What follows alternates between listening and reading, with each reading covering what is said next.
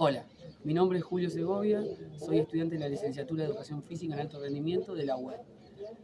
Y lo que nos trae hoy es el tema de la fisiología. Si hablamos de fisiología tenemos que mencionar tres: humana, del ejercicio y del rendimiento deportivo. La primera es la ciencia que estudia el funcionamiento biológico del cuerpo humano, es decir, los sistemas, tejidos, células y cómo se integran sus funciones para regular nuestro ambiente interno. La segunda es el campo que se encarga de estudiar la respuesta del organismo humano a las cargas físicas. En otras palabras, la manera en la que hacer ejercicio altera la función y la estructura del cuerpo con el fin de dar respuestas fisiológicas del cuerpo al ejercicio. Y la última de la fisiología, la que aplica los conceptos de la fisiología del ejercicio al entrenamiento del deportista para mejorar su rendimiento deportivo. Es decir, ayuda a los atletas a alcanzar el mejor resultado en su rendimiento. Teniendo en cuenta esto, podemos decir que al realizar cualquier tipo de actividad, nuestro organismo regula el ambiente interno para mantener una condición constante y estable, para atender a la normalidad. Esto se da por medio de la homeostasis, la cual puede ser mejorada a través del entrenamiento y la actividad física, llevando al cuerpo a niveles de estrés. Y por medio de una buena alimentación, descanso e hidratación, se vuelve a regular la homeostasis. Y ya que hablamos del ambiente interno, es importante mencionar conceptos clave como metabolismo, anabolismo y catabolismo. El metabolismo es el conjunto de reacciones químicas que tienen lugar en el interior de la célula, es decir, reacciones químicas catalizadas por enzima y que tienen por objetivo la obtención de materiales y energía para sustentar las funciones vitales. El anabolismo, que es la construcción o consumo de ATP, es la síntesis o formación de biomoléculas más complejas a partir de otras moléculas más sencillas, con requerimientos de energía. Y el catabolismo, o sea, la degradación o liberación de ATP, que es el proceso de ruptura o degradación de moléculas grandes en otras menores y más básicas, en donde se libera energía química almacenada como ATP, utilizándose para la alimentación del organismo mediante la digestión y absorción, como así también en el trabajo corporal. ¿Y qué es el ATP? Simplemente la molécula que se encuentra en todos los seres vivos y constituye la fuente principal de energía utilizable por las células para realizar sus actividades. Hay que tener en cuenta que si no se respeta el orden entre anabolismo y catabolismo, esto podría llevar a la fatiga y por ende al sobreentrenamiento, con el consiguiente abandono de la actividad. En un momento volveré con este tema. Ahora bien, para que el organismo funcione correctamente, este necesita, entre otras cosas, de la metabolización de los alimentos, es decir, la sustancia introducida al organismo para promover y sustentar el crecimiento, mantener las funciones corporales, reemplazar o reparar tejidos y suministrar energía. Es así que podemos hablar de las macromoléculas que utilizamos como combustible para movernos, que son los hidratos de carbono, que proveen energía, y las grasas, que mejoran la absorción de vitaminas, y aquellas que nos proveen de estructura, que son las proteínas, que ayudan al desarrollo, crecimiento y reparación de los músculos. Tampoco hay que olvidar el tema de la hidratación o consumo de bebida. Van a depender para actividades de corta o larga duración, que pueden ser agua o agua más bebidas deportivas o jugo de fruta. Bueno, esta energía que vengo mencionando y que actúa en el organismo se puede agrupar en tres tipos de sistemas energéticos, los cuales van a depender del momento, la cantidad de energía necesaria y los sustratos energéticos utilizados para dar potencia al músculo. De un modo más claro, los sistemas energéticos son los modos que tiene el organismo para suministrar ATP a los músculos, y que son el fosfágeno, se emplea en los movimientos explosivos, o sea que duran segundos, en los que se necesita energía rápidamente, usando las reservas de ATP. Por esta razón, este sistema es la vía energética habitual para deportes de potencia que implican distancias y tiempos cortos. Por ejemplo, carrera de 100 metros, 25 metros de natación. El otro sistema es la glucólisis anaeróbica. Se utiliza para deportes de alta intensidad y corta duración, no más allá de 1 o 2 minutos, empleando glucosa como combustible. Por ejemplo, 100 metros de natación, carrera de 400 metros. Y el sistema aeróbico u oxidativo es la vía lenta para conseguir ATP, pero la energía que se genera puede ser utilizada durante más tiempo. Ideal para deportes de resistencia, utilizando los hidratos de carbono y grasa como combustible. Por ejemplo, una maratón, ciclismo, etc. Ahora bien, Todas estas transformaciones que requieren o atraviesan por distintos procesos, como son la glucólisis, la cual se encarga de la degradación de glucosa y otros monosacáridos para la obtención de energía.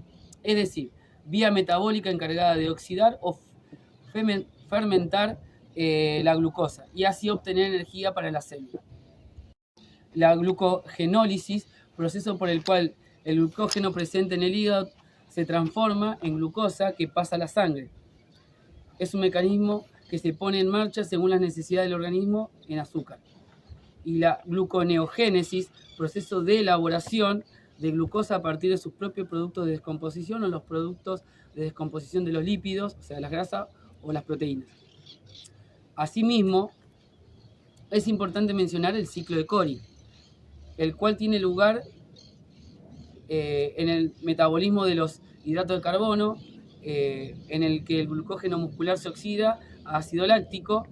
Este llega al hígado, donde se convierte vía la gluconeogénesis en glucosa, la cual es transportada nuevamente al músculo, donde se almacena como glucógeno. Ahora que podemos comprender todos estos procesos que ocurren en el organismo cuando realizamos actividad física, retomemos el tema de la fatiga muscular. La misma es la sensación de cansancio o agotamiento producida después de realizar un ejercicio físico con pérdida de las capacidades físicas, lo que ocasiona una disminución del rendimiento con un aumento del ritmo cardíaco y respiratorio que puede terminar desencadenando una importante falta de coordinación.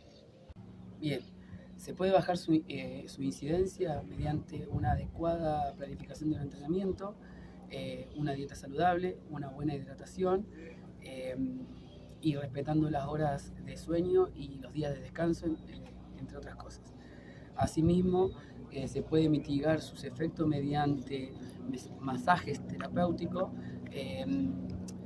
medias de comprensión y baños de agua fría y caliente, entre otras cosas. Ahora bien, si no tenemos en cuenta todas estas indicaciones, puede producirse un sobreentrenamiento. Este se produce por la actividad física demasiado intensa, la cual elimina o reduce los tiempos de descanso, lo que desemboca en una disminución del rendimiento deportivo y posibles lesiones. En otras palabras, cuando un trabajo es demasiado intenso o excesivo, puede provocar una fatiga tan grande que el cuerpo no pueda recuperarse, ocasionando una reducción del rendimiento, pérdida de fuerza muscular, coordinación y capacidad del esfuerzo máximo, aumento de la frecuencia cardíaca en reposo, entre otros. Por otra parte, si el trabajo físico, el estímulo, es el adecuado, provoca un desequilibrio donde el organismo responde con una adaptación a la nueva situación, haciendo que se reequilibre, produciendo una mejora en el rendimiento. Es decir, si se hace un uso óptimo de los tiempos de descanso para seguir progresando, se produce una supercompensación. Ya en este punto podemos hablar de las adaptaciones al entrenamiento. Es importante destacar que durante el entrenamiento deportivo el atleta recibe una carga que produce reacciones. En otras palabras, según Platonov, es la capacidad de los seres vivos de acostumbrarse a las condiciones del medio ambiente. Pero estas adaptaciones solo se producirán cuando los estímulos alcancen una intensidad relacionada con la capacidad individual de rendimiento y un volumen mínimo determinado, y el intercambio sea el correcto entre la carga y la recuperación.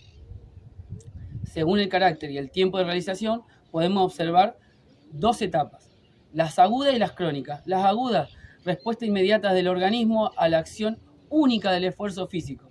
En otras palabras, tiene lugar en el transcurso del ejercicio, produciendo modificaciones metabólicas, circulatorias, cardíacas, respiratorias, en sangre y en el medio interno. Y las crónicas, que son aquellas que perduran en el tiempo, apareciendo gradualmente por la repetición de adaptaciones agudas, lo que implica más mitocondria, más consumo de VO2, mayor tamaño del corazón, más capacidad oxidativa del músculo y menor frecuencia cardíaca. Por otra parte, se considera que es viable su trabajo, el de las adaptaciones al entrenamiento, a lo largo de toda la vida. Van a variar según la forma y objetivo. Por ejemplo, las actividades desarrolladas durante la niñez se centran en conseguir una mejora de la motricidad, o sea, el modo de la adaptación para una futura práctica. Mientras que desde el final de la niñez y comienzo de la adolescencia hasta los 35 años aproximadamente se busca en la actividad física el rendimiento deportivo o mejora de la composición corporal. Finalmente, el paso de la adultez a la tercera edad implica actividades físicas de mantenimiento de la composición corporal y la salud en general, para prevenir enfermedades de gran prevalencia. Ahora bien, si apuntamos al rendimiento deportivo debemos tener en cuenta la edad de oro, etapa que va de los 8 a 15 años aproximadamente, que va a depender del deporte. Etapa en donde ocurren una serie de transformaciones físicas y emocionales que se deben aprovechar en el deporte. La principal característica es la plasticidad del cuerpo y la facilidad que los pequeños tienen para aprender nuevas habilidades. Por otra parte, cuando hablamos de entrenamiento no podemos desconocer los conceptos de VO2 máximo y MET. El primero refiere al máximo transporte de oxígeno que nuestro organismo puede transportar, o sea, procesar en un minuto. En otras palabras, la cantidad de oxígeno aprovechable al respirar y que por tanto podemos usar realmente a la hora de realizar un deporte. Hay que tener en cuenta que a mayor intensidad, más oxígeno. A menor intensidad, menos oxígeno, y a mejor VO2 máximo, menor será la fatiga. Es decir, a más VO2 máximo, mejor aguantaremos la intensidad de la competencia y durante más tiempo.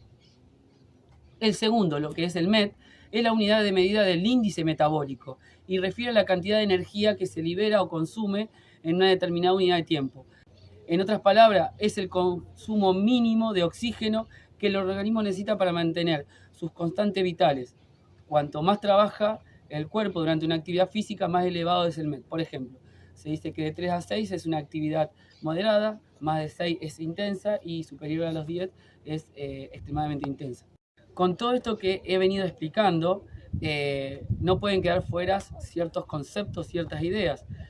Las recomendaciones al entrenar en frío o en calor no son las mismas, o en algún punto se mezclan, pero en frío hay que abrigarse con varias capas, realizar una buena entrada en calor, protegerse la cabeza, manos, cara y pie, realizar la actividad de manera gradual, verificar las condiciones climáticas, hidratarse adecuadamente y priorizar las horas de luz. En calor, beber abundante líquido de manera progresiva, elegir las horas de menor temperatura, incorporar alimentos con altos contenidos de líquido, seleccionar la ropa adecuada para la actividad, usar protector y lentes, aclimatarse para evitar el golpe de calor y realizar una adecuada entrada en calor. También hay que conocer la influencia de nuestro reloj biológico, el ritmo circadiano, en nuestro rendimiento. El mismo puede verse afectado por la luz o la oscuridad, las cuales pueden hacer pensar al organismo que es hora de dormir o de despertarse. O sea, el reloj biológico del organismo controla las funciones como el dormir y el despertar, la temperatura corporal, la presión sanguínea o el ritmo cardíaco. También conocer los valores fisiológicos normales del colesterol, que tiene que ser menor a 200, cuanto más bajo mejor. El pH, que tiene que ir entre 7,35 y 7,45. Si está por debajo de eso, se produce una acidosis, y si está por arriba, una alcalosis. La glucemia, que tiene que ir entre 70 y 100 miligramos por decilitro. La presión arterial, que tiene que estar entre 120-70, 120-80. La frecuencia cardíaca, que tiene que ser entre 80 y 90 para un amateur y 45-60 para un deportista elite. La frecuencia respiratoria, que tiene que ser 12 a 18 por minuto. Y para finalizar, no podemos dejar afuera las funciones de un preparador físico, ya que este debe lograr la forma física óptima de los jugadores y mantener el mayor tiempo posible, para lo cual debe planificar y ejecutar los programas de entrenamiento, realizar un seguimiento y control de los jugadores para mantener o modificar los planes, analizar la eficacia técnico-táctica de los jugadores durante los partidos, recuperarlos de lesiones, o sea, un trabajo que le permita al jugador encontrarse dentro del umbral de menor riesgo de lesiones, o si estas se producen, debe procurar su rápida integración dentro del grupo. Y formación e higiene deportiva de los jugadores, también a nivel grupo, trabajo de cohesión y trabajo para resolver problemas, y por último, la motivación. Bueno, Espero que le haya servido toda esta información y nos veremos en Fisio 2.